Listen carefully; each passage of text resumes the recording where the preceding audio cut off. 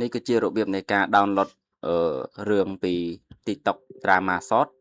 ដែលយើងអាច download បាន full episode ហ្មងហើយរឿងចេញពី drama អឺ short drama ពី TikTok នេះគឺភេទរឿងថ្មីៗរាប់លានរឿងក្នុងនេះហើយនេះខ្ញុំបើកតែមួយ channel ផងនេះអូមក profile ផង profile នេះវាមានរាប់លានរឿងក្នុងហ្នឹងណាអញ្ចឹងដើម្បី download បានស្រួលទេអ្នកគ្នាយក tool របស់ខ្ញុំទៅយើងបើក tool ហ្នឹងមកនេះចេញជាទំនងបែបនេះអានេះខ្ញុំបាន scan មិញអញ្ចឹងបន្ទាប់ទៀតយើងចូលទៅកាន់ TikTok short drama យើងរើសរឿងណាមួយដែលយើងចង់ download នេះដោយprofile មួយនេះរឿងវាច្រើនមែនតើវាសង្កថារាប់លានរឿងហ្មងនេះអូទៅវាអត់ទាន់ load មកអស់ទេសិតតែរឿងល្អៗមើលថ្មីហើយដើម្បី download បានយើងគ្រាន់តែចុចលើរឿងណាមួយមកនេះបន្តតែចង់បានរឿងនេះចុចលើរឿងនឹងមួយមកហើយយើងអាច play មើលបាននេះវា load បែបនេះ load គ្រប់ episode បែបហ្នឹងណាអញ្ចឹងយើងចុចខាងលើនេះសិនចុចនឹងមួយនេះមួយទៀតចាំឲ្យវា load ឲ្យពេញអញ្ចឹងសិនមកចុចនេះមួយទៀតអូខេចុចនេះមួយទៀតអញ្ចឹងពេលវា load អស់ episode ហ្នឹងហើយយើងចូលមកកាន់អានេះវិញចូលមកកាន់កន្លែងភាគ1វិញបន្ទាប់មកយើងចុចយកកន្លែងextension របស់ខ្ញុំមកនេះឈ្មោះតបៃព្រៃ download ហ្នឹងហើយយើងចុចរក link គ្រប់ភាគនេះមកពេលអញ្ចឹងយើងចាំបន្តិចវាកំពុងតែ scan link គ្រប់ភាគទាំងអស់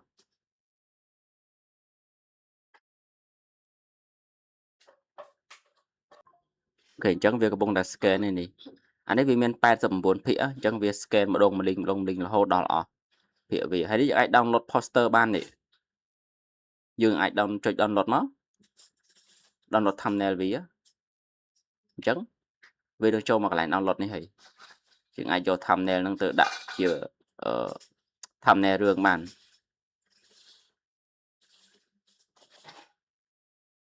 អូខេអញ្ចឹងវាកំពុងតែ scan ម្ដងមួយភាគអញ្ចឹងយើងចាំវាឲ្យវាគ្រប់ដើរគ្រប់ភាគសិនអូខេអញ្ចឹងអានេះវាចិត្តពេញហើយ89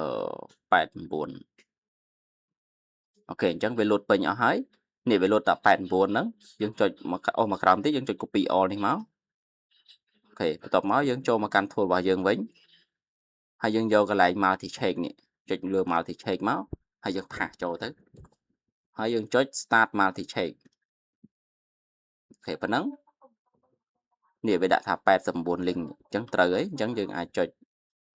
ចាំឲ្យវាពេញអស់សិននេះចាំឲ្យវា load ពេញអស់សិនអូខេចាំបន្តិច tool នេះស្រួលអត់សាំញ៉ាំច្រើនទេងាយស្រួលប្រើប្រាស់ហើយវា down មកយើងអាចដាក់សេរីកម្រិតដល់ 8K នេះបើកុំព្យូទ័រយើងខ្លាំងតែធម្មតាជាមួយខ្ញុំដាក់ត្រឹម720គឺវាច្បាស់សឹងថាស្មើ 2K ហើយអញ្ចឹងយើងចុចប៉ុណ្ណឹងមកហើយយើងចុច download យកហ្មងទៅរើសទីតាំង save ផងនេះដាក់ទីតាំង save កន្លែងណាដាក់តាមហ្នឹងទៅចុច download មកអញ្ចឹងយើងចាំមួយផ្លែតទៅវា download ឲ្យយើងហើយអូខេអញ្ចឹងវា download បាន3វីដេអូហើយអញ្ចឹងយើងអាចចូលទៅមើលបាននេះអូខេនេះ自害我听不见是吧？呀！ អូខេអញ្ចឹងអ្នកគ្នាមើលបាននេះគឺវាអត់មានដោយមក logo អីណាវា clean ស្អាតហ្មងសូម្បីតែឈ្មោះ TikTok ក៏វាអត់មានមកដែរអញ្ចឹងមិនថា tool នេះគឺវាដល់មកគឺអែមហ្មងហើយកម្រិតច្បាស់របស់វាអ្នកគ្នាមើលបាននេះអានេះខ្ញុំដាក់ត្រឹម720ណាវាច្បាស់ប៉ុណ្ណឹងអញ្ចឹងអ្នកគ្នាអាចដាក់ត្រឹម18ឬក៏ 2K អីវាច្បាស់កាន់តែខ្លាំងជាងនឹងទៀតអញ្ចឹងtool ហ្នឹងវាមិនមែនអាច download ត្រឹមតែ TikTok short drama ទេវាអាច download YouTube YouTube យើងអាច download ជាម្ដងមួយ profile បានមិនថាយើងមានYouTube profile គេយើងចង់ download ជា full profile របស់គេហ្មងតើ channel ហ្នឹងវាមាន100 200វីដេអូវា download បានទាំងអស់ហើយ Facebook ក៏ដូចគ្នាដែរនេះឥឡូវខ្ញុំឧទាហរណ៍ YouTube មួយ នេះដូច YouTube របស់ខ្ញុំនេះ YouTube របស់ខ្ញុំតបែកព្រៃហ្នឹងវាអាច scan បានគ្រប់វីដេអូទាំងអស់វាមាននេះដោយសារខ្ញុំពង download ចឹងវាអត់ load ឲ្យទេហើយនេះនិយាយទៅវាស្រួលណា tool នេះ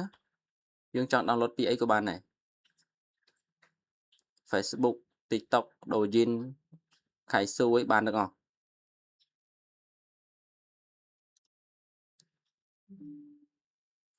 អូខេអញ្ចឹងសម្រាប់ tool នេះខ្ញុំ free source code សម្រាប់សិស្សដែលរៀនបង្កើត tool សម្រាប់រឿងមនុស្សពិតៗមួយខ្ញុំណាអញ្ចឹងតែអ្នកដែលចង់បានអាចចុះឈ្មោះរៀនទៅឬក៏តាក់ទងទិញ source code ពីខ្ញុំក៏បានដែរអត់ចង់ចុះឈ្មោះចូលរៀនអីចឹងណា